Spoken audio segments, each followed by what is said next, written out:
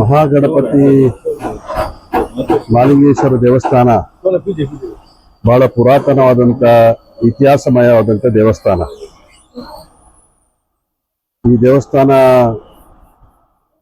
ಇವತ್ತು ಇಲ್ಲಿ ನಡೆಯುವಂಥ ಮಹಾಗಣಪತಿಯ ಪೂಜೆ ಪುರಸ್ಕಾರಗಳು ಬಹಳಷ್ಟು ಮಹತ್ವತೆಯನ್ನು ಪಡ್ಕೊಂಡಿದೆ. ಈ ದೇವಸ್ಥಾನದ ಜೀರ್ಣೋದ್ಧಾರ ಆಗಬೇಕು ಅಂತೇಳಿ ಬಹಳಷ್ಟು ವರ್ಷದಿಂದ ಭಕ್ತಾಭಿಮಾನಿಗಳ ಕನಸಿತ್ತು. ಶ್ರೀಯುತ ಪ್ರಕಾಶ್ ಶೆಟ್ಟಿ ಬಂಜಾರರವರ ನೇತೃತ್ವದಲ್ಲಿ ಜೀರ್ಣೋದ್ಧಾರ ಸಮಿತಿಯಾಗಿ ಇವತ್ತು ಆಡಳಿತ ಮಂಡಳಿಯವರು,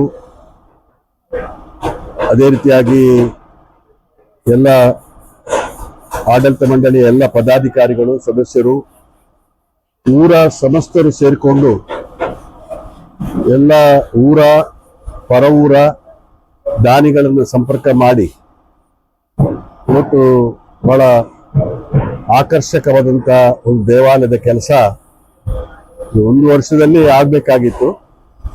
ಅದನ್ನ ಬರೇ 11 ತಿಂಗಳಲ್ಲಿ ಪೂರ್ತಿ ಮಾಡುವಂತ ಕೆಲಸ ಕಾರ್ಯವನ್ನು ಸುಜ್ಞಾನ್ರವರು ವಹಿಸಿಕೊಂಡಿದ್ದಾರೆ.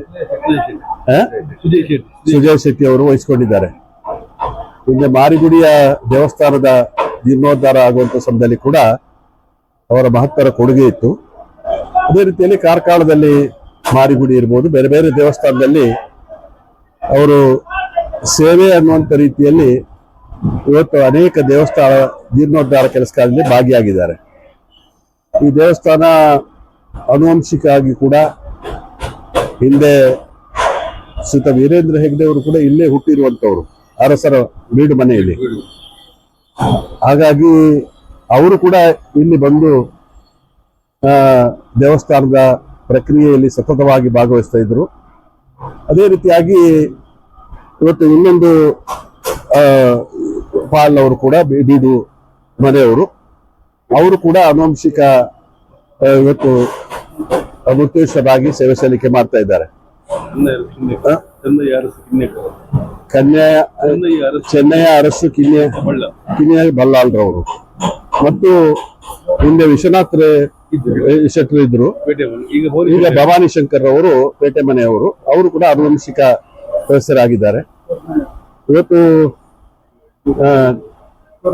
ಕೊರ್ನೆಯರು ಇವರೆಲ್ಲರ ಸಹಭಾಗಿತ್ವದಲ್ಲಿ ಸಮಸ್ತ ಭಕ್ತಾಭಿಮಾನಿಗಳ ಸಹಕಾರದೊಂದಿಗೆ ನಾಡ್ದು 23ರಿಂದ ಮೇ 4 ತನಕ ಬ್ರಹ್ಮಕಲಶೋತ್ಸವ ಆಗಿ ಪುನರು ಇಲ್ಲಿರುವಂತ ಪ್ರತಿಯೊಂದು ಬಿಂಬ ಬಿಟ್ರೆ ಪ್ರತಿಯೊಂದು ಕೂಡ ಹೊಸದಾಗಿ ನಿರ್ಮಾಣ ಮಾಡುವಂತ ಕೆಲಸ ಕಾರ್ಯ ಆಗಿದೆ. ಒಂದು ದೇವಸ್ಥಾನದ ಜೀರ್ಣೋದ್ಧಾರ ಆಗ್ತದೆ ಅಂತ ಹೇಳಿದ್ರೆ ಆ ಊರಿನ ಜನರ ಶಕ್ತಿ ಏನು ಅಂತೇಳಿ ಗೊತ್ತಾಗ್ತದೆ ದೇವರಿಗೆ. ಇವತ್ತು ಆ ರೀತಿಯಲ್ಲಿ ಇವತ್ತು ಸಮಸ್ತ ಬಾಂಧವರೆಲ್ಲರೂ ಕೂಡ ಸೇರಿಕೊಂಡು ಇದರ ಜೀರ್ಣೋದ್ಧಾರಕ್ಕೆ ಭಾಗಿಯಾಗಿದ್ದಾರೆ. ಎಲ್ಲರ ಸಹಕಾರ ಇದೆ. ಶ್ರೀಯುತ ಪ್ರಕಾಶ್ ಶೆಟ್ಟಿ ಬಂಜಾರರವರು ನನಗೆ ಒಂದು ದಿವಸ ಫ್ಲೈಟ್ ನಲ್ಲಿ ಸಿಕ್ಕಿದ್ರು. ಸಭೆ ಆಯ್ತು, ನಾನು ಅವಾಗ ಶಾಸಕ ಇದ್ದೆ, ಮಂತ್ರಿ ಇದ್ದೆ. ಸಭೆ ಆಯ್ತು, ಅದರಲ್ಲಿ ಸರ್ವಾನುಮತ ತೀರ್ಮಾನ ಆಯ್ತು, ಜೀರ್ಣೋದ್ಧಾರ ಸಮಿತಿ ಅಧ್ಯಕ್ಷ ಆಗ್ಬೇಕು ಅಂತೇಳಿ. ನನ್ನ ಹೆಂಡತಿ ಕೂಡ ಹೇಳಿದ್ದಾಳೆ, ಆ ದೇವಸ್ಥಾನದ ಜೀರ್ಣೋದ್ಧಾರ ಕೆಲಸ ಮಾಡಬೇಕು ಅಂತ ಹೇಳಿದ್ದಾಳೆ. ನಾನು ಹೇಳಿದೆ ಒಳ್ಳೆದಾಯ್ತು, ಹೆದರಿಕೆ ಇಲ್ಲ, ಆದಷ್ಟು ಬೇಗ ಅದ್ರ ಜೀರ್ಣೋದ್ಧಾರ ಕೆಲಸ ಆಗ್ಬೋದು ಅಂತೇಳಿ. ಆದ್ರೆ ಯಾವ್ದಕ್ಕೂ ಸಮಯ ಕೂಡಿ ಬರ್ಬೇಕು. ಹೆಚ್ಚು ನಿಮಿಷ 23ನೇ ತಾರೀಕಿನಂತನೇ ಅದು ಬ್ರಹ್ಮಕಲಶೋತ್ಸವ ಆಗ್ಬೇಕು ಅಂತೇಳಿ ದೇವರ ಅನುಗ್ರಹ ಇರಬೇಕು. ಆ ದೃಷ್ಟಿಯಲ್ಲಿ ಇದರಲ್ಲಿ ದುಡಿದಂತವರು ಸಾಕಷ್ಟು ದೊಡ್ಡ ಸಂಖ್ಯೆಯಲ್ಲಿದ್ದಾರೆ. ಎಲ್ಲರೂ ಕೂಡ ಸಕ್ರಿಯವಾಗಿ ತಮ್ಮನ್ನು ತೊಡಗಿಸಿಕೊಂಡಿದ್ದಾರೆ. ಅದರಲ್ಲೂ ಕೂಡ ಶ್ರಮದಾನ ಇರ್ಬೋದು ಅಥವಾ ಬೇರೆ ಬೇರೆ ರೀತಿಯ ಕೆಲಸ ಕಾರ್ಯ, ಕರಸೇವೆ ಇರ್ಬೋದು ಅಥವಾ ಬೇರೆ ಬೇರೆ ರೀತಿಯ ಕೆಲಸ ಕಾರ್ಯಕ್ಕೆ ಸಂಪೂರ್ಣವಾಗಿ ತೊಡಗಿಸಿಕೊಂಡು ಇನ್ನೂ 50-100 ವರ್ಷಕ್ಕೆ ಒಂದು ವ್ಯವಸ್ಥಿತವಾದಂತ ಯಾವ ಅನುಕೂಲತೆಗಳು ಬೇಕು ಅದೆಲ್ಲವನ್ನೂ ಕೂಡ ಗಮನದಲ್ಲಿಟ್ಟುಕೊಂಡು ಈ ದೇವಸ್ಥಾನದ ಜೀರ್ಣೋದ್ಧಾರ ಕೆಲಸ ಕಾರ್ಯ ಆಗಿದೆ. ನಾನು ಈ ಸಂದರ್ಭದಲ್ಲಿ ಇಷ್ಟೇ ಹೇಳುವಂಥದ್ದು, ದೇವರ ಅನುಗ್ರಹ, ಈ ಯಾವುದಕ್ಕೂ ಕೂಡ ದೇವರ ಅನುಗ್ರಹ ಬೇಕು. ಆ ಅನುಗ್ರಹ ಇದೆ. ಆ ಅನುಗ್ರಹದಿಂದ ಈ ದೇವಾಲಯದ ಜೀರ್ಣೋದ್ಧಾರ ಆಗಿದೆ.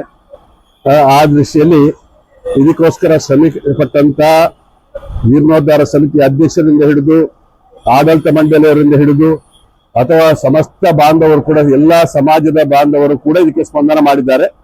ಅವರೆಲ್ಲರೂ ಕೂಡ ಮಹಾಗಣಪತಿ ಮಾಲಿಂಗೇಶ್ವರ ದೇವರು ಅನುಗ್ರಹಿಸಲಿ ಅಂತೇಳಿ ಪ್ರಾರ್ಥನೆ ಮಾಡ್ತಾರೆ.